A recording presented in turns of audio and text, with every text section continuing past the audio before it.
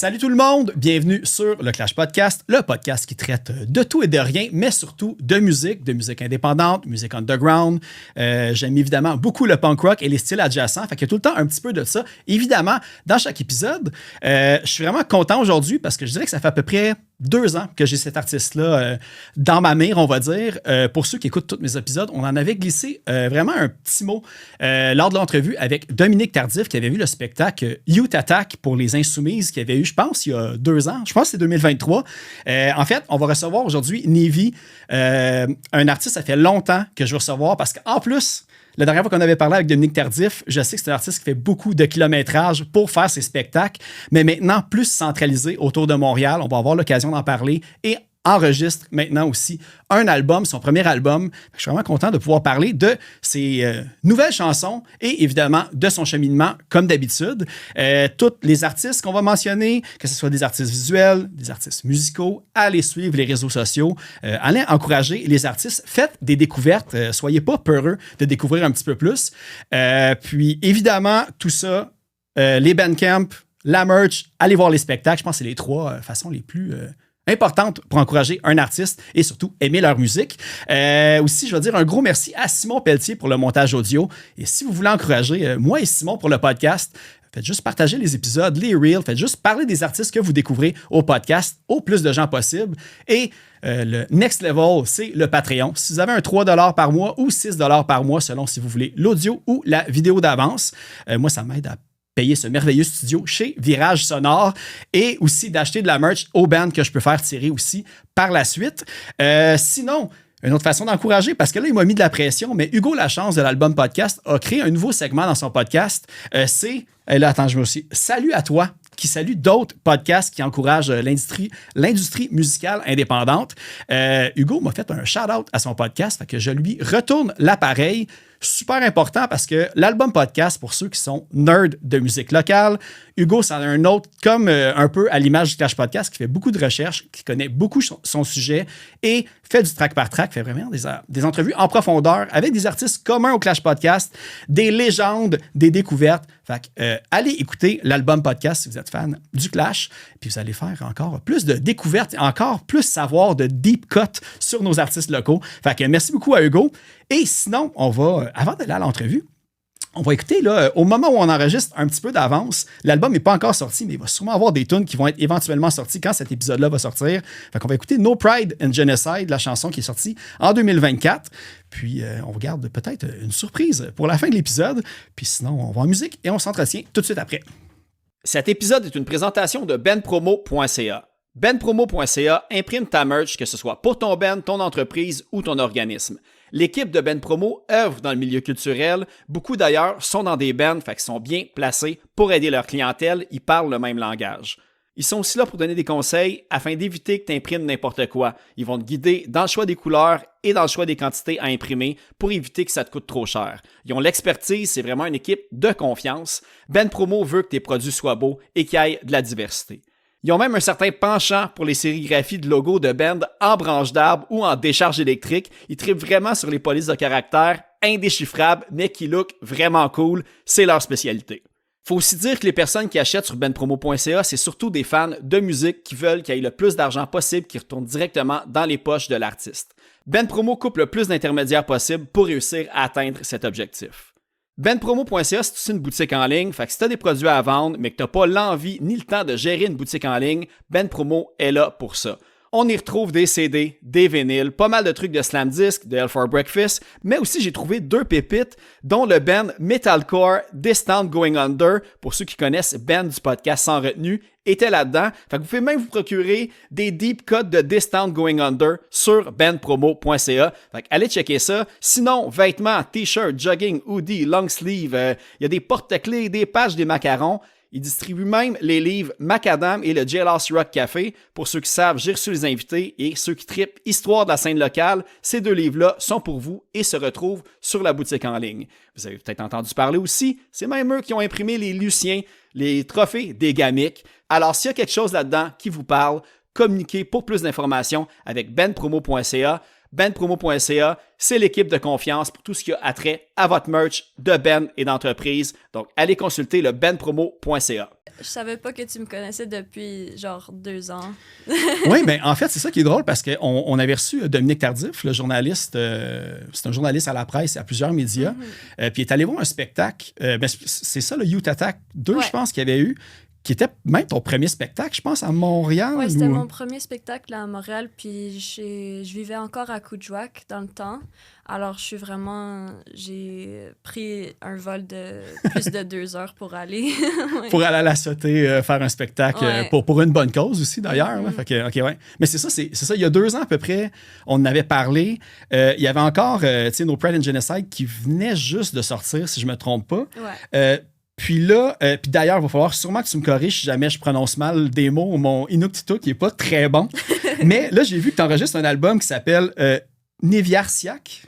Niversiak? OK. Ça, c'est le premier album, parce que j'ai pas trouvé d'autres tunes à part. C'est mon premier album. Puis Niversiak, c'est my full name, tout mon nom. Je vais par Neve depuis que je suis petite, puis genre, mon nom, c'est Neve Snowball. Mais l'origine de mon nom, c'est Niversiak, puis ça veut dire une jeune fille. Puis ça veut aussi dire la plante. Je sais pas c'est quoi le nom en français, mais ça s'appelle fireweed flower en anglais. Puis au Groenland, ils appellent ça du Niversiak. Alors, c'est vraiment... Vu que c'est mon premier album, puis j'ai écrit la plupart des chansons comme une jeune fille, je pensais que c'était bien d'utiliser ce nom-là. OK. Ben c'est bon parce qu'une chose, j'avais remarqué, parce que j'avais vu ton entrevue que tu avais faite avec... c'était Air Inuit, si je me trompe pas. Il y avait une entrevue, puis tu avais parlé de We're Still Here comme titre d'album. Comme si... Qu'est-ce qui a fait qu'en cours de route, peut-être, tu as décidé de changer le nom? Ça fait... Je travaille sur cet album-là pour vraiment longtemps, même avant que j'avais un band avec moi.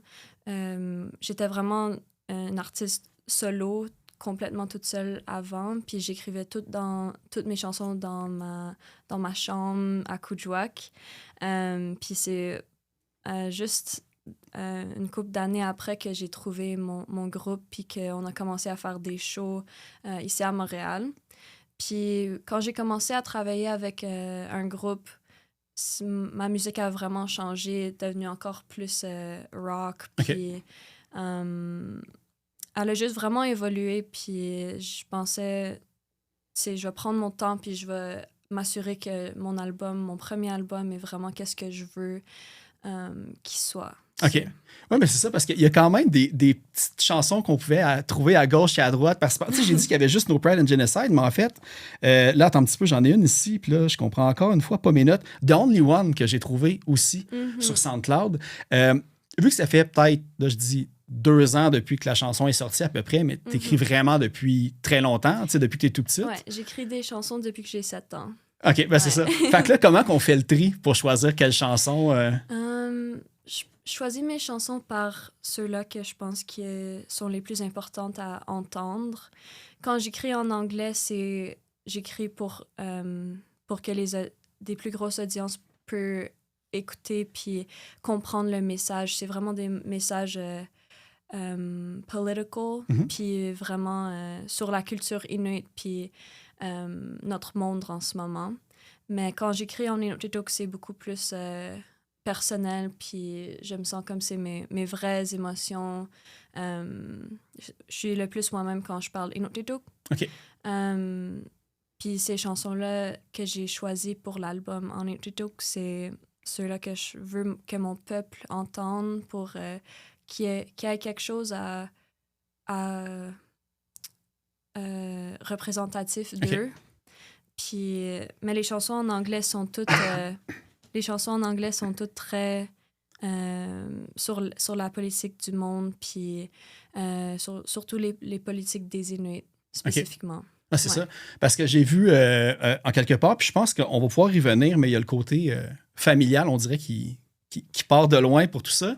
Il y avait le côté de ce que je comprenais de autant faire comprendre la réalité ou la vision d'un côté, disons, le sud vers le nord et le nord vers le sud, on va dire dans la province ou de l'Arctique au sud du pays.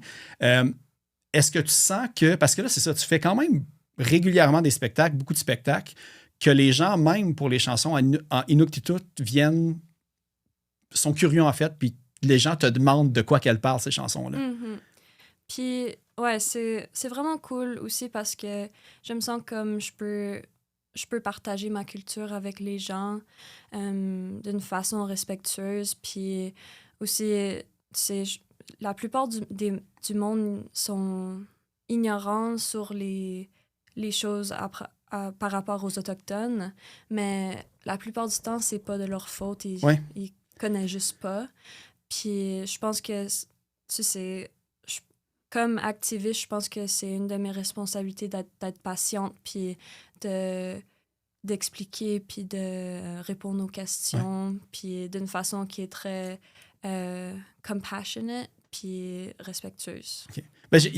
C'est bien parce que c'est sûrement que tu vas devoir me corriger parce que, évidemment, j'ai googlé beaucoup d'informations pour faire le moins d'erreurs possible parce que le but de recevoir une personne et d'avoir un dialogue avec, c'est d'apprendre son point de vue, d'apprendre sa réalité. Fait que je vais sûrement avoir quand même quelques trucs, peut-être que tu vas pouvoir m'éclairer là-dessus, mais en même temps, une chose que je me demande, vu que tu es très activiste, fier de tes origines et tout, est-ce que à un certain point, t'aimerais ça que les gens écoutent aussi les chansons peut-être plus personnelles que de focusser juste là-dessus? Ou t'aimes ça, l'équilibre entre les deux? Je pense que en ce moment, j'aime l'équilibre. D'avoir la distinction entre les chansons en anglais puis les chansons en Inuktitut. Mais même les chansons en Inuktitut, ils ont toujours un peu un air politique aussi, parce que toutes les chansons sont dans un contexte d'être Inuk. Parce que j'ai grandi à Kuujjuaq, j'ai grandi en parlant ma langue puis avec ma culture, mais je suis aussi mixte. Oui. Ma mère est québécoise, mon père est Inuk. Puis j'ai vécu beaucoup de différentes difficultés à cause de cette réalité et aussi à cause de être partie du LGBTQ. Alors, ouais, toutes mes chansons ils ont vraiment un air politique parce que je pense que mon existence, c'est une existence très politique. Oui, c'est ça, très politique, très, on va dire, il y a une unicité aussi là-dedans, c'est quand même très unique. Puis, on va dire le mélange de tout ce que tu es, est-ce que tu as remarqué aussi autant dans les personnes à Kuujjuaq, les personnes autochtones, les personnes LGBTQ+, 2S, ils viennent t'en parler de ça? Parce que j'imagine ça vient de prendre le fardeau de représenter tous ces gens-là vient aussi avec beaucoup de gens qui doivent venir te parler de leur réalité. Oui. Puis c'est quelque chose que je veux toujours que les gens soient confortables de venir me parler puis me demander des questions. J'ai même eu quelqu'un qui est venu à un de mes shows, puis il se pensait être two spirit, puis deux esprits. Puis moi, je m'appelle ces deux esprits parce que je pensais vraiment genre une identité spirituelle puis culturelle aussi. Puis il y a tout un gros contexte sur ça pour les Inuits. Puis notre mot pour ça, c'est Sipinik. OK. Puis cette personne-là est venue me voir puis m'a dit que c'est... quand il est allé sur Google, il est allé Can Inuit be two spirit? OK. Puis il m'a trouvé, puis c'est comme ça qu'il a commencé à trouver son identité, puis des choses comme ça. Alors, je pense être cette représentation-là, c'est vraiment important pour moi. Puis je suis un peu la face de Nunavik Pride. C'est la seule organisation Pride dans toute le Nunavik. On fait une parade à Kuujjuaq. Puis c'est quand même encore très controversiel. OK. Controversial. Controversé, oui. Ouais. Controversé parce que y a encore beaucoup de christianisme puis à cause de la colonisation, alors il y a beaucoup d'homophobie puis transphobie dans le Nord encore. Mais je pense que le Nunavik Pride, ça l'a vraiment aidé à montrer au monde que les gens Inuk et queer ils existent. Puis je fais ça depuis que j'ai 14 ans, je pense. Ouais. Pour la fierté, ouais, c'est ça. Mais est-ce que tu sens que c'est plus... tu sais, on parle, c'est sûr que la religion a eu un gros impact là-dessus là, à travers le temps et tout, mais est-ce que tu sens que c'est plus générationnel, même à Kuujjuaq? Penses-tu que c'est plus, disons, les personnes de la vieille génération qui pensent encore, puis c'est plus facile chez les jeunes? Un peu comme... Je pense que on a toutes perdu notre culture, puis les générations plus jeunes, on a comme un gros intérêt à retourner à notre culture, mais je pense que il y a des systèmes en place qui fait que il y a des blocs sur cette route. Alors, c'est vraiment... On a beaucoup de difficultés comme jeunes Inuits parce que on sent comme on a toute cette responsabilité. Puis c'était quelque chose que me fâchait beaucoup pendant que je grandissais. C'est que tous les gens de la génération un peu plus vieille me disaient comme « You're gonna save us. Like, you're the generation that'll save us. » Votre génération va nous sauver, mais c'est comme « Pourquoi t'as jamais fait ça toi-même? C'est pourquoi toi, t'as pas essayé? » Mais... pour moi, ma famille a toujours été... je viens d'une famille d'activistes. Alors, ma arrière-grand-mère, Jenny Snowball, son vrai nom, c'était Miquluk. Puis moi, j'ai son nom. Je suis Nivi Miquluk Snowball. Puis, était une des premières artistes reconnues Inuk par le gouvernement. Puis, elle est allée à toutes des expos puis des choses comme ça. Puis elle est un peu devenue activiste par accident à cause de ça. Puis là, mon grand-père, Bobby Snowball, lui, il est allé partout dans le monde pour parler de la culture des Inuits, puis pour se battre pour les droits des Inuits aussi. Puis aussi mon père... Oui, c'est ça, c'est une grande lignée. Mon père, il est musicien. Il est le directeur de notre Recovery Center dans le Nord. Alors, c'est comme une place au retour culturel quand tu vis des choses, quand tu vis des difficultés, comme surtout avec l'alcoolisme puis l'abus des drogues. Tu peux aller à Histoire civique, puis c'est comme une place où que tu peux retourner avec ta culture puis te... recover. Ouais, avoir du support. Puis aussi, il est aussi acteur, puis auteur, puis ma famille, un sculpteur, je pense. Mais c'est ça, mais je suis vraiment content que tu abordes le sujet parce que un des trucs, tu sais, si on va dire commencer par le commencement du côté comme artiste dans la famille, tu as parlé justement, là, c'était Janine, ta grand-mère? C'était ça? C'est juste? Ginny. Ginny. OK, Ginny, c'est bon. C'est moi qui écris mal, désolé. C'est correct. Une affaire que les gens vont pouvoir vraiment avoir le référent, parce que moi, quand j'étais petit, j'ai le souvenir d'avoir vu. Puis là, c'est Ukpik, le petit le Harfang des Neiges, je crois, avec En peau de phoque. Ouais, c'est elle qui l'a créé. Mais c'est ça c'est fou, là. Puis, tu sais, ça a été un repris par, tu sais, le symbole, on va dire, même à un certain point, des Premières Nations en général, à travers le monde qui représente le Canada. Toi, quand tu étais petite, est-ce que tu te souviens que ta grand-mère avait cette réputation-là ou d'où que son activisme et sa volonté de présenter ça venait? J'ai plus appris ça quand j'étais un peu plus âgée. Mais j'ai appris tout ça de ma famille, puis j'avais toujours cette fierté pour ma famille. Puis dans ma culture, quand on donne le nom d'une personne dans notre famille à son enfant, c'est comme une façon de... to reincarnate. Alors, mon père m'a donné son nom Miquluk, puis pour que je puisse avoir son esprit en moi. Puis je pense que c'est aussi pour ça que je suis vraiment beaucoup artiste moi-même. Même art visuel, puis je fais tous mes propres costumes traditionnels, puis toutes des choses comme ça. Puis je pense vraiment que c'est à cause de ma famille, puis de mes origines aussi spirituelle comme ça que je suis vraiment artiste. OK. T'avais déjà, tu sais, personne t'empêchait de faire les trucs que tu voulais comme que tu voulais, j'imagine, à cause de ça. OK. Ouais. Mais une affaire que tu as dit tantôt qui m'a marqué, c'est quand tu parlais, disons, de la génération précédente, qui était vraiment, on dirait, fière de voir qu'il y a des jeunes qui sont activistes pour ces choses-là.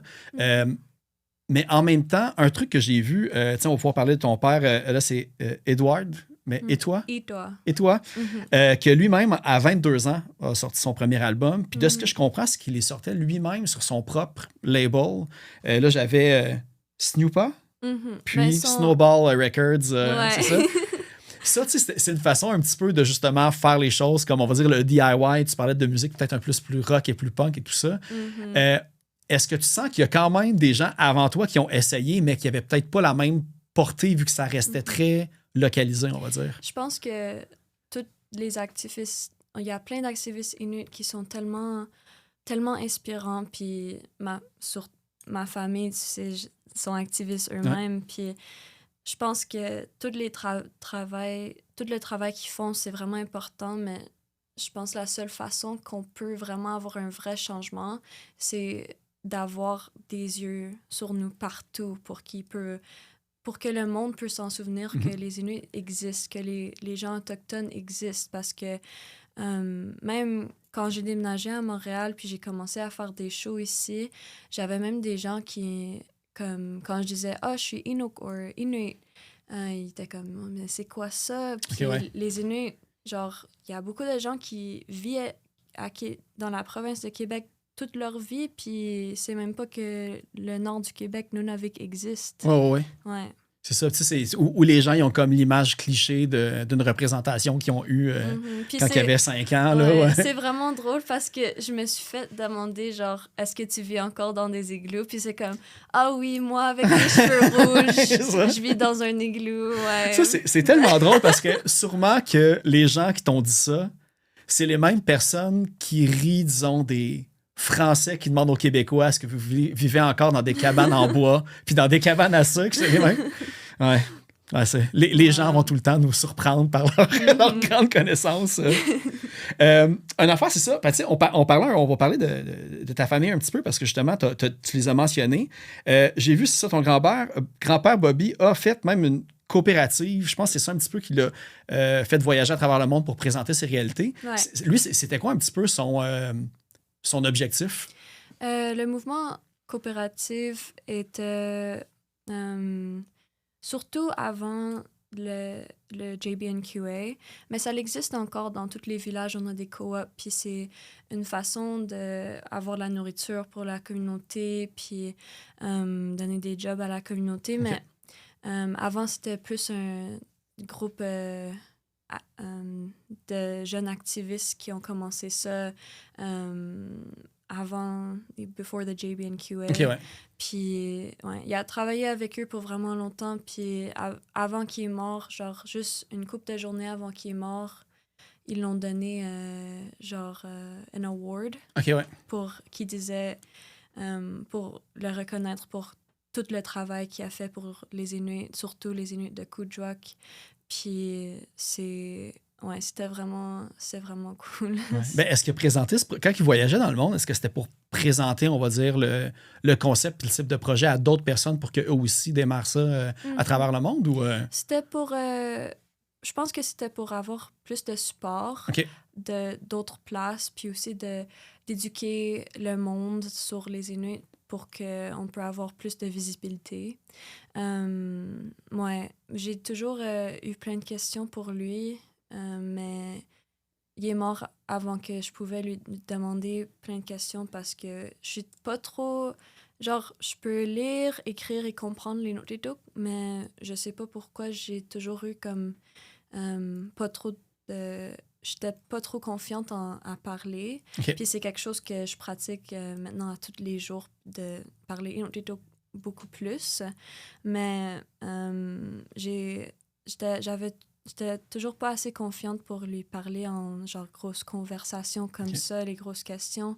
Alors quand il est mort, j'avais tellement de questions pour lui, surtout parce qu'il était un homme très religieux, mais en même temps, il était très culturel. Alors, une des chansons sur l'album Les Versets s'appelle Sogame. Puis cette chanson, c'est pour mon grand-père, pour lui demander toutes les questions que j'ai jamais eu la chance. Sogame, en Inuktitut, ça veut dire pourquoi. Puis dans la chanson, je dis genre Atatatsia Sogame Tutsia Sungove, Ginauna Hilame Oha Hate Hasungove. Ça veut dire grand-père, pourquoi tu pries? Puis c'est qui dans le ciel que tu parles avec, tu sais? Parce que j'ai toujours... pour lui, je pense, c'était... Le christianisme puis le chamanisme, il y avait beaucoup de... vaguement, vraiment, la même idée sur... avant, c'était Hila ou Sila, puis ça, c'était juste le dehors, celui-là qui crée tout. Puis, tu sais, quand la colonisation est arrivée avec la Bible, puis tout, ça disait « Ah, c'est Dieu ». Alors, les Inuits étaient comme « Ah, OK, ça, le seul. c'est un peu comme qu'est-ce que nous, on a ». Alors, pour lui, je pense que c'était sa façon d'exprimer sa culture, même si c'était pas de la façon traditionnelle, parce que on a tellement perdu le chamanisme qu'on connaît plus comment pratiquer comme cet aspect de notre culture. Ouais, c'est ça. Puis là, je me sais plus, j'imagine, parce que quand même, tu sais, j'invite les gens à évidemment suivre tes réseaux sociaux, parce qu'il y a quand même beaucoup d'informations sur tu sais, ton background, sur même l'histoire de certaines chansons, puis d'où telle idée devient. Puis un truc que j'avais vu, c'était justement, t'as fait, là, je pense que tu vas à McGill, si je me trompe pas. Non, je vais à Dawson. Tu vas à Dawson, OK. Ouais. Parce que j'avais vu une affaire sur le chamanisme et la chrétienté que tu avais rédigé. Je pense que c'est peut-être même dans une story que tu avais faite que tu remettais ton projet de études. Fait que c'est un petit peu là que ça t'a inspiré de faire ça. Puis... Mais c'est parce que ici à Montréal, il y a un programme. Toutes les Inuits qui sont allés à l'école au Nunavik, quand on vient à Montréal, on n'a pas de cégep ou d'université dans le Nord. Alors, on a tous besoin d'aller dans le Sud puis de se séparer de notre famille puis notre territoire pour avoir une éducation avancée. Puis notre éducation dans le Nord est tellement en arrière de 3 ans comparé dans comme études secondaires, par exemple. Les études secondaires, on est 3 ans en arrière des gens dans le Sud. Alors, quand on vient pour aller au cégep, on a tous besoin de faire un programme transitionnel. OK. Puis, j'ai fait le programme Nunavik Sivunitsavut. Puis, maintenant, je travaille là comme professeur des arts culturels.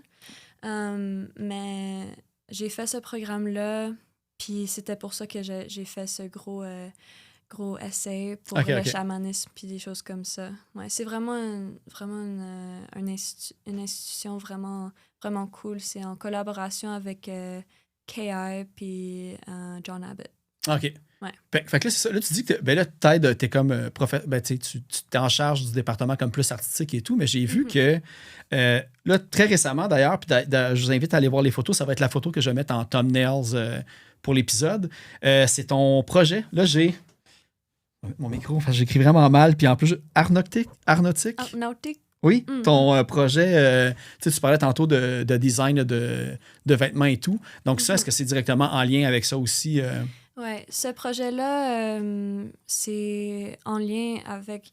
Toutes les choses que je fais, c'est en lien avec l'album, puis un peu de différentes chansons. Puis le rouge, puis les handprints rouges, c'est pour signifier Missing and Murdered Indigenous Women, les personnes autochtones qui sont qu'on a perdues. Puis ce Artnautic-là, j'ai fait un pattern custom. Alors, j'ai genre pris le pattern d'un Artnautic, puis aussi d'un Artnautic, puis aussi d'un Silapak. C'est tous des différents patterns. Puis j'ai tout découpé puis remis ensemble pour que je puisse avoir un Artnautic, quote-unquote, plus unique, puis plus mon style. Puis j'ai tout fait ça. Ça a pris quand même assez longtemps, mais je pense que c'est vraiment beau. Puis j'ai plus de projets que j'essaie de finir maintenant pour ça.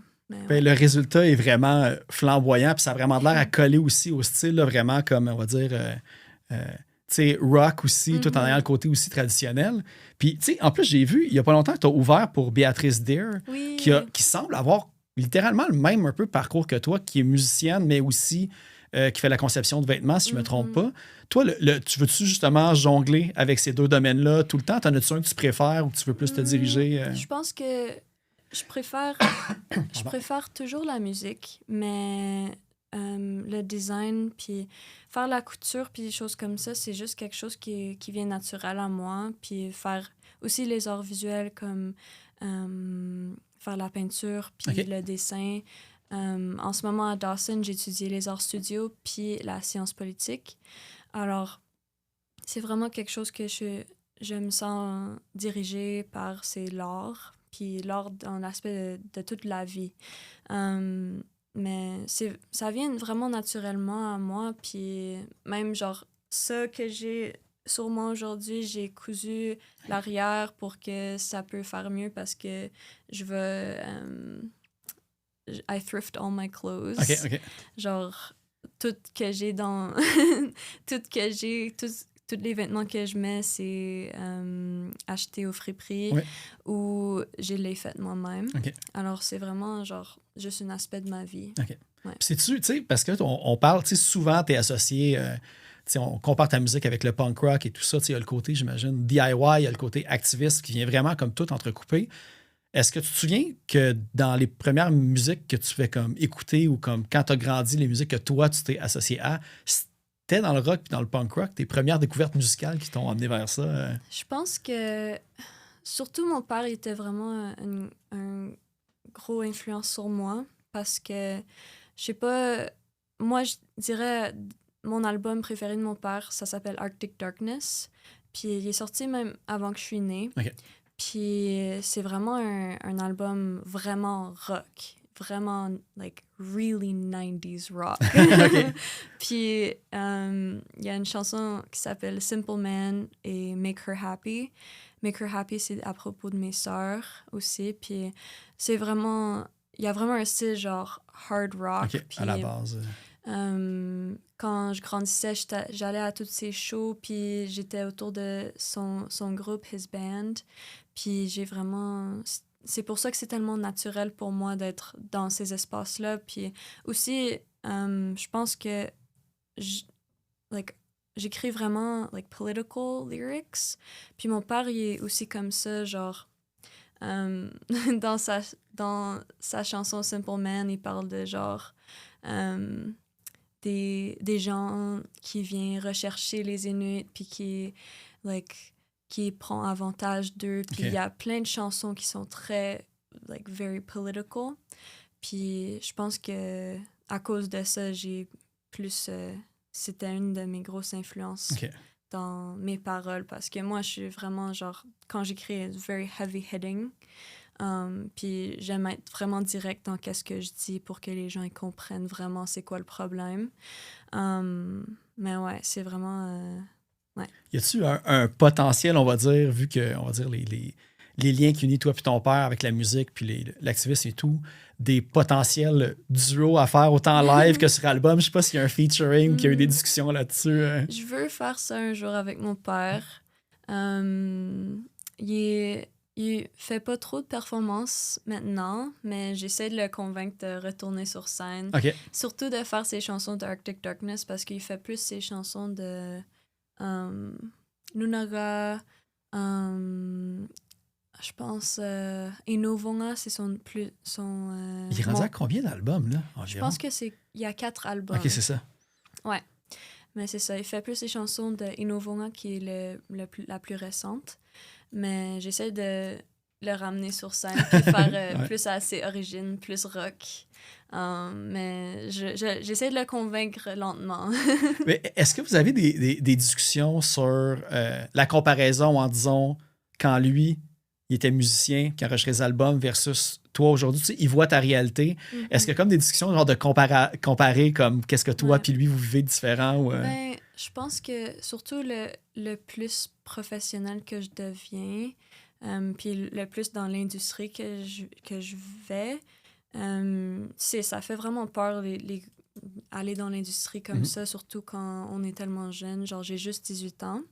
Alors, j'ai toujours des questions pour lui, vu que lui, il a tout déjà fait ça. Puis, lui, genre, quand lui était plus jeune, il s'est vraiment pris taken advantage of par l'industrie. Okay. Alors, il y a beaucoup d'expérience, puis il me dit, genre, les choses que je devrais pas faire, les choses que je devrais faire. Alors, c'est vraiment cool d'avoir lui dans ma vie. Vraiment une grosse influence sur ma vie. Puis, tu sais, par rapport à l'industrie, est-ce que... tu sais, moi, une des questions que je me demandais, vu que, tu sais, il y a eu un long moment entre ton premier single que tu as sorti versus l'album, côté industrie, est-ce que tu as quand même des gens qui t'ont approché puis qui t'ont dit on finance l'album, ou un label qui voulait comme embarquer tout ça? Je sais pas. Si oui, est-ce que tu as le droit d'en parler, évidemment, là, mais... J'ai regardé un peu d'aller dans un label, mais je pense maintenant, je suis vraiment confiante dans mon équipe, puis je suis confiante que je peux faire ça toute seule, plus indépendante, puis j'aime plus être indépendante. Mais ça, c'est pour tout de suite. Je sais pas dans le futur, mais en ce moment, on reste un peu plus indépendant, puis je fais tous mes travaux moi-même. Je fais tout, genre, booking, managing, travel. Quand même. Toutes ces choses-là. Pas juste pour moi, mais pour tous les membres de mon groupe aussi. Alors, c'est vraiment comme ma job de tous les jours. Ben, on peut en parler, en fait, parce que j'ai regardé un petit peu ceux qui sont dans ton groupe. Là, j'ai vu Holly Capello, qui d'ailleurs a pris les photos de toi qu'on parlait là, justement avec... Elle a aussi peinturé le couvert de l'album qui n'est pas sorti encore, mais on va voir éventuellement. OK, ouais. Ça c'est cool. Puis ça, ben tu sais, je sais pas si tu peux comme parler, parce qu'on va pouvoir parler des autres après, mais comment tu as fait la rencontre avec Holly? J'ai rencontré Holly en Ottawa parce que j'avais des amis là-bas. Puis j'ai rencontré juste par hasard. Puis on est devenus vraiment, vraiment proches, vraiment vite. Puis un jour, quand j'avais juste 15 ans quand je l'ai rencontré, puis j'étais comme « Oh, I wanna start playing with the band ». Puis t'es comme « OK, I'll play bass ». Ouais, c'est ça. C'est comme ça que ça commence. Ouais, puis elle savait pas comment jouer des instruments du tout, puis elle a appris juste pour être dans mon groupe. Puis, ouais, OK. On savait vraiment pas qu'est-ce qu'on faisait dans le début, mais maintenant, elle est une des meilleures bassistes que je connais. Okay. Puis est-ce qu'elle est rendue à Montréal aussi, ou elle est encore basée à Ottawa? On est tous à Montréal. Tous à Montréal? Ouais. OK. Parce que là, c'est ça, là, j'ai vu aussi Gaël Parnasse-Zver. Ouais. De Melonella. Fait que ça, Melonella aussi, c'est un band que pour ceux qui suivent le podcast savent que je suis comme un peu associé avec les Insoumises d'une façon. Puis il y a souvent eu des spectacles de Youth Attack et tout. Puis ils roulent beaucoup. Fait que ça, c'est-tu à travers les spectacles que tu l'as rencontré? Ouais, je l'ai rencontré à Youth Attack. Okay. Puis c'est vraiment drôle parce que j'avais des différents membres de mon groupe avant. Holly, c'est vraiment elle qui était là depuis genre la première journée.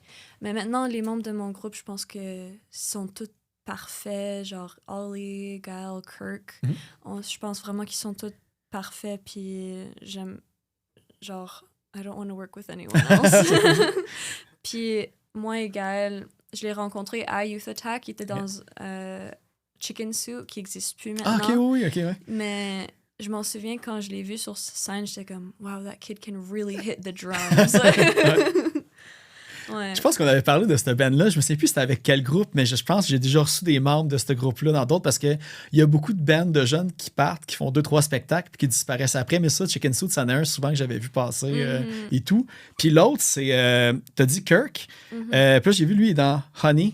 Aussi un band qui roule. Gail puis Kirk sont dans Honey ensemble.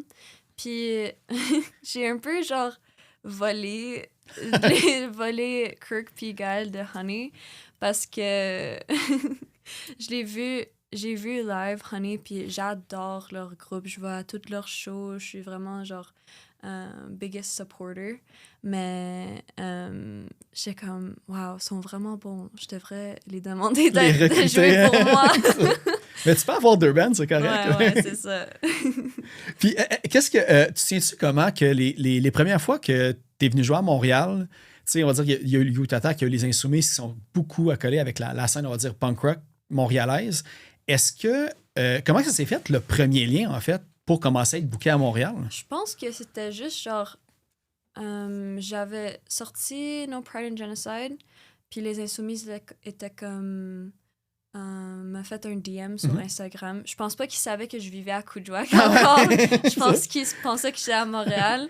Mais j'étais comme, yeah, I'm down.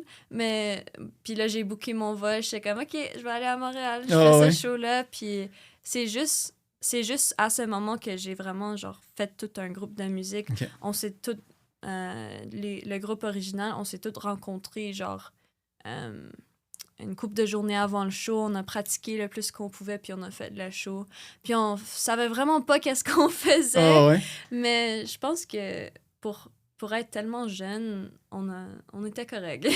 Mais c'est parce que j'avais vu aussi, je pense, des spectacles peut-être que tu as fait plus dans l'ordre de la province, je sais pas si c'était à Coudjouac ou ailleurs, mais tu avais l'air de jouer avec d'autres musiciens un petit peu genre professionnels, comme Hired Guns, on va dire, pour comme te supporter et tout. Fait que t'as-tu un band que tu peux jouer aussi si jamais tes musiciens ne peuvent pas se déplacer? En fait, vu que la musique, c'est vraiment surtout moi, quand il peut pas venir avec moi, parce que moi, je veux vraiment pas travailler avec d'autres personnes si j'ai pas besoin, parce que moi, je pense qu'ils sont les meilleurs, mon groupe. Mais quand on a besoin, on travaille avec d'autres personnes. Quand je suis allée au Groenland, ils pouvaient pas venir avec moi, alors j'ai recruté des amis que j'avais au Groenland pour m'aider. C'est bon.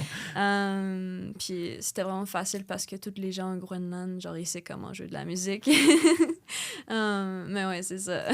Puis est-ce que, tu sais, tu as fait des petites tournées comme ça dans plusieurs villes? Je pense que tu avais fait Ottawa, Montréal, puis plusieurs villes et villages dans le Nord. Est-ce que toi, tu as encore... est-ce que c'est quelque chose qui te drive, qui te pousse de vouloir faire des tournées, que même, à la limite, à travers le Canada? Est-ce que tu veux même aller aux États-Unis, tu sais, sortir un petit peu comme ça? Mais moi, je veux faire des shows partout. Je pense que je veux vraiment aller partout dans le monde. Je pense avoir de la visibilité des Autochtones partout dans le monde, c'est vraiment important.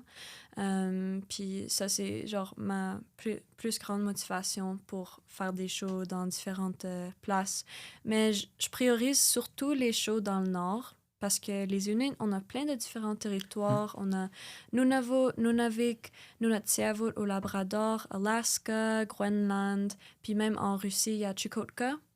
Puis c'est tous des différents territoires d'Inuits. Puis je pense, comme notre culture est tellement... On a tous perdu différents aspects de notre culture, comme... quand je suis allée au Groenland, j'ai appris la première fois mask dancing, puis ils ont beaucoup de chamanisme encore dans le Groenland. Puis au Nunavik, on n'a rien de ça, mais on a surtout le chant de gorge, puis les Inuit Games. Puis au Alaska, ils ont encore les danses, même au Nunatsiavut. Alors, c'est vraiment tout genre un big puzzle. Puis quand on est Inuk, puis on va à tous les différents territoires, c'est comme...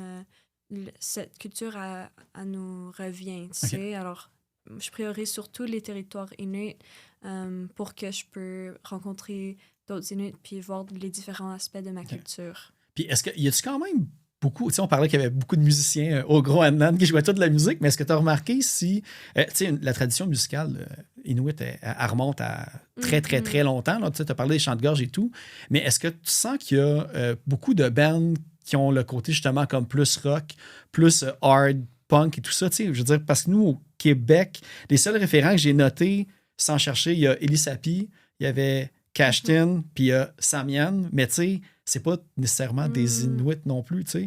Fait que, est-ce qu'il y a comme, tu sens qu'il y a comme une scène underground punk qui ratisse un petit peu plus large? Ou, Pas dans... Les Inuits au Québec, pas vraiment. Je pense qu'il y a définitivement des gens qui sont intéressés dans cette musique-là, mais je connais pas des groupes.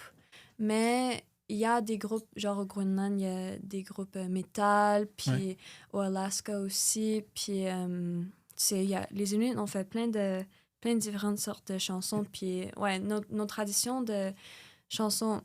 Surtout la façon que moi j'écris mes chansons en Inuktitut, j'essaie de faire la façon un peu plus traditionnelle de Pesir Sunir. C'est les chansons, les gens connaissent ça plus comme les chansons Ayaya. OK. Mais le nom vrai, c'est Pesir Sur. Puis traditionnellement, le Pesir Sunir, c'était une façon de laisser sortir ses émotions dans une façon sécuritaire parce que notre culture est toute basée sur la survie dans un climat tellement difficile à survivre dedans.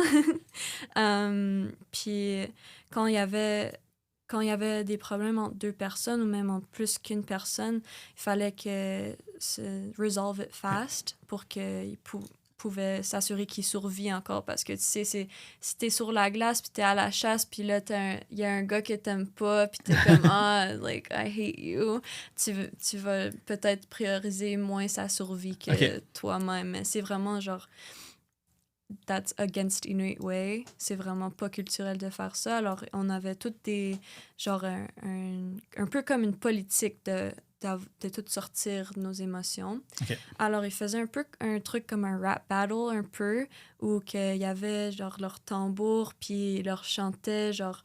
Il y a une chanson que j'ai appris à NS, qui est vraiment, genre, il fait comme...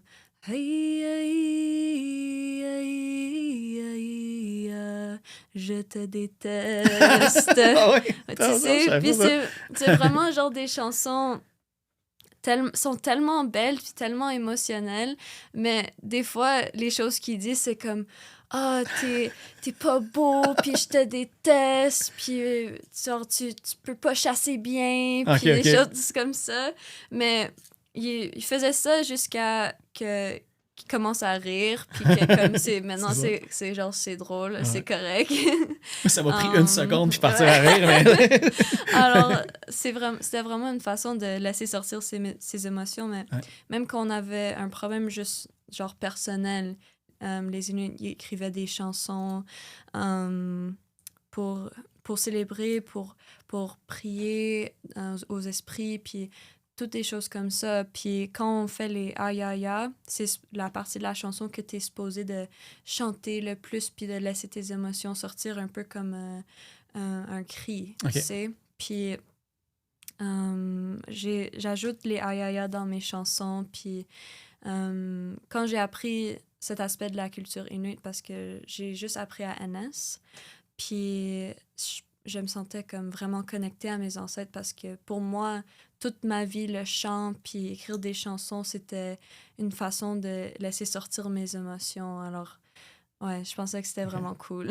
Mais il va-tu avoir beaucoup de choses comme ça sur ton album, on va dire, des reprises, on va dire, traditionnelles? Puis tu sais, je vois, tu sais, t'as fait aussi beaucoup de covers, là. Récemment, j'ai vu... Pourquoi j'écris pas plus gros que ça? Mais j'ai vu que tu as repris une chanson d'un artiste aussi. Oui, c'est ça. Oui, Charlie Adams. Ouais. On pense... ça va pas être sur l'album, mais on pense peut-être sortir dans le futur comme un single. Mais on n'est pas sûr encore. Mais Huve Supunga, c'était une chanson par Charlie Adams, puis il était un artiste qui était vraiment... connu, surtout au Nunavik, puis toutes les Inuits du Nunavik, puis même de d'autres places, il connaît les paroles. Moi, je vois que c'était comme le Minstrel of the North qu'il l'appelait. Fait que c'était comme... Sa musique était connue de tous. Ouais, là. vraiment. Ouais. Puis on fait cette chanson surtout pour les Inuits dans like in the room, parce que ils vont la connaître, puis ils peuvent tout chanter. Le hit. Ouais, c'est ça.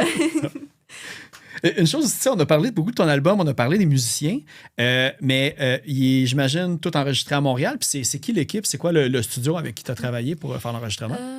Mon producteur, il s'appelle Milan André Boronel. Puis lui aussi, il est artiste. Puis c'est lui qui a fait No Pride in Genocide avec moi quand j'avais juste 15 ans. Puis c'est pour ça que il est parti de notre équipe. Il est vraiment comme la famille maintenant. Okay. Alors, on est super proches, puis on travaille ensemble depuis longtemps. Puis on a tout fait ça à Mix Art Studio. Puis notre sound engineer, c'était Boris. OK. Puis c'était tellement le fun. Genre, on allait dans le studio à chaque jour. Puis là, on avait notre petit café. Il nous faisait il nous faisait des espressos. Ah ouais. Puis là, on commençait à parler comme « Oh, did you hear, like, what's been happening, like, in the scene? » Puis là, on commençait à parler, genre... Like, Les petits potins. Ouais, Hein? les petits potins. Puis là, Boris, il était là, puis on était comme « Mais... toi, tu devrais savoir ça aussi. » Et puis là, on commençait de genre lui parler, puis on est vraiment tous devenus genre super proches. Puis c'était vraiment une belle expérience, puis c'est tellement une belle studio. Puis, Mais Mixer, ça dure depuis longtemps aussi. Ah donc, oui, vraiment. Alors, c'était vraiment tellement le fun. Parfait. Puis le côté, tu sais, tu parlais que les différents... en anglais un peu pour éduquer tout le monde, Inuktitut aussi pour parler de tes émotions et tout. Mm-hmm. Est-ce que tu disais que plus jeune, tu étais moins à l'aise de le parler? Est-ce que là, maintenant, c'est rendu aussi facile écrire dans ta langue qu'en anglais? Écrire en Inuktitut, c'était toujours facile. Okay. Je pense que c'est plus comme en conversation que j'ai de la difficulté. Surtout comme... je pense que c'est juste comme de l'anxiété puis qui me bloque à pouvoir parler en Inuktitut. En conversation, mais quand je suis toute seule puis j'écris, je peux écrire en Inuktitut. Puis mon père, par exemple, il était prof de Inuktitut pour vraiment longtemps. Alors, à chaque fois que je lui montre mes paroles, il corrige tout. Puis je suis comme, OK. Au moins, tu as le professeur directement qui s'assure et tout. Là. De toute façon, ça peut juste aussi s'améliorer. Mais on parlait un petit peu de la famille tantôt. Puis je pense que tu as une cousine aussi qui est importante dans la façon que tu as écrit. Ouais, c'était quoi ta relation avec sa musique, ses textes? Cathy est vraiment une bonne chanteuse puis une bonne musicienne. Puis elle écrit surtout en Inuktitut aussi. Puis, tu sais, j'écrivais depuis que j'ai 7 ans, mais c'était toujours genre... Même avant que je pouvais écrire, je disais à ma mère genre de prendre un papier puis un crayon puis d'écrire mes paroles. Mm-hmm. Puis, mais j'avais pas vraiment appris comment écrire genre une structure d'une vraie chanson. Je faisais juste comme jouer puis pour le fun. Mais un jour quand je pense que j'avais moins de 10 ans ou quelque chose comme ça. Puis j'étais à Kangitsuolutjuk, qui est le territoire original de mon père. OK. Parce que, genre, Inuit family, c'est toujours vraiment compliqué. Mon père est adopté. Le nomadisme. Puis, tout ça. C'est une longue histoire, mais genre, presque tout le village de Kangitsuolutjuk, c'est ma famille. Alors, j'étais à Kangitsuolutjuk, puis elle me montrait ses chansons, puis la façon qu'elle écrivait, puis c'est vraiment là que j'ai compris, OK, c'est comme ça, il y a genre, on peut faire une structure aux chansons, puis c'est là que j'ai vraiment appris à comme faire mes chansons proprement. Okay. Ben, j'ai entendu, je suis allé écouter quelques-unes de ses chansons, puis des fois, dans la même chanson, on va chanter Inuktitut, français, puis anglais, elle va comme switch d'un à l'autre et tout. Une affaire que je veux pas oublier de te demander, en fait, c'est que comment que ça s'est fait pour ceux qui sont dans la tradition radio canadienne du jour de l'an et du temps des fêtes? Tu as eu une super grosse gig, genre au jour de l'an, là, j'ai juste l'univers. En direct de l'univers, oui, excuse-moi. Ouais. Comment tu as réussi à embarquer sur cette gig-là avec 10 autres personnes? C'était vraiment drôle parce que, tu connais-tu l'artiste Yorine? Non, ça ne me dit rien, malheureusement. Yorine, il est vraiment un bon artiste, je dirais. Va écouter de sa musique, surtout la chanson Atseniapit puis Surusirme. Ceux-là sont mes préférés, j'écoute tout le temps. Puis il est vraiment un bon artiste. J'ai vu, genre, même hier, j'ai vu à Musico Pratique. Tu le croises en plus. Mais il m'a juste genre fait un message sur Messenger, puis il était comme Hey, you want to replace me for this? Puis j'étais comme genre Hey, veux-tu me remplacer pour cette gig? Puis j'étais comme OK, c'est quoi? Puis il était comme c'est juste pour genre une station télé, genre faut juste que tu chantes cette partie de la chanson là, puis c'est tout. Alors, quand on est allé pour pratiquer, genre, il m'a donné l'adresse, puis je suis allée, puis j'étais comme, un gros genre studio. J'étais comme, je suis où en ce moment? C'est pas la télé communautaire. Ouais, j'avais aucune espèce d'idée où que j'allais. Puis je suis rentrée, puis c'était en direct de l'univers, le spécial des Jours de l'an. Puis j'étais comme... Le gros studio, là. What the heck? Comme, il m'a donné genre tellement une grosse gig, puis il m'a même pas dit... Mais ça s'est bien passé? Est-ce que le stress a passé assez rapidement ou ça a été là comme... J'étais quand même assez confortable. Tu sais, il y avait plein de gens autochtones, puis j'étais la plus jeune. Je pense que j'étais la seule qui avait moins de 30 ans. OK. Alors, j'étais vraiment... ils ont pris soin de moi, tu sais, puis... mais ouais, c'était vraiment une belle expérience. Ouais. C'était la chanson d'un musicien parmi tant d'autres d'Harmonium, mais traduite, je pense. Là, je ne sais pas si c'était comme en différentes langues, parce qu'il y avait 10 personnes des Premières Nations différentes qui étaient là. Fait que j'imagine que chaque segment était chanté en différentes langues? Ou, ouais, OK. C'était tout chanté dans les différentes langues des 11 nations du Québec. Alors, chaque de nous, on a eu des différentes parties à chanter dans notre propre langue. OK. Ouais. C'est cool. Puis là, ben, pour vrai, moi, je pense que ça fait beaucoup le tour. Mais avant, parce que là, j'ai dit, là, c'est ça. 6 juillet, Patreon, si je ne me trompe pas, mais ça peut varier. Et 16 juillet, partout. Je ne sais pas si, après ça, as-tu des spectacles déjà annoncés, des sorties de singles, des je sais pas, vidéoclips, n'importe quoi, des expos. Alors, je peux parler un peu de l'album puis des shows. Alors, mon album Les Versets sort le 31 août. Puis on a un show... je pense que ça va être au Petit Campus le 30 août. Puis ça va être le gros show de l'album, sortie de l'album. On est en train de tout planifier ça, puis faire ça en ce moment. Mais mon album débutant, Mes Versets, sort le 31 août. Puis c'est vraiment... Il y a plein de chansons. Il y a 11 chansons dedans. En anglais, puis en plutôt, je parle du changement climatique, de la politique des Inuits, je parle de mes ancêtres, puis de mon grand-père. Puis j'ai même une chanson traditionnelle qu'on a fait, ça s'appelle Uppiup Ingirusinga, mais je l'ai nommé Mikroluk Song parce que c'est ma grand-mère Mikroluk Ginny, elle a fait les poupées Uppik. Ouais. Alors, c'est une chanson que je me suis fait chanter pour aller dormir. Puis c'est comme...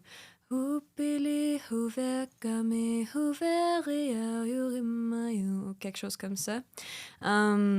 Puis... Il y a d'autres personnes qui vont l'écouter pour s'endormir aussi. Souvent des parents qui vont le faire écouter à leur enfant. Ouais, c'est ça. Alors, je me suis toujours fait chanter ça pour aller dormir. Puis c'est tellement une chanson sur les hiboux, puis l'Upik spécifiquement, puis la relation entre l'Upik puis le corbeau. Alors, ça, c'est l'ouverture de l'album. Puis la première partie, c'est une vraiment longue chanson traditionnelle. La première partie est juste traditionnelle, moi, avec mon drum traditionnel. Okay. Puis là, tout mon groupe y rentre, puis on fait genre une version avec tout le groupe. Puis on a eu vraiment beaucoup de fun à mettre la musique, les instruments aux chansons traditionnelles. Alors, c'est mon album. Je suis vraiment fière, puis j'ai vraiment hâte qu'il sorte. J'ai vraiment de l'entendre, puis c'est rare que c'est comme ça, mais... C'est arrivé très rarement que j'ai reçu des artistes que j'ai jamais vus en spectacle, puis honte à moi, mais je t'ai jamais vu en show. Mais je regarde tout le temps les stories, je vais tout le temps voir les vidéos, puis je veux dire, ça a l'air d'être hyper énergique, puis tu sais, ça ratisse large, t'es autant, tu l'as dans le folk, dans l'indie, jusque dans le grunge, puis dans le punk et tout. Fait que je pense que ça peut aller rejoindre beaucoup de monde. Puis moi, le premier, que c'est comme, je peux plus me permettre de rater aucun de tes spectacles. Fait qu'il va falloir le prochain que j'y aille. Merci beaucoup encore d'avoir accepté l'invitation. Merci. Puis, on va voir. Il va peut-être avoir une surprise. Si le timing est bon, il y a peut-être un nouveau hit de Nivy qui va jouer à la fin de cet épisode-là. Cool. Merci. Merci.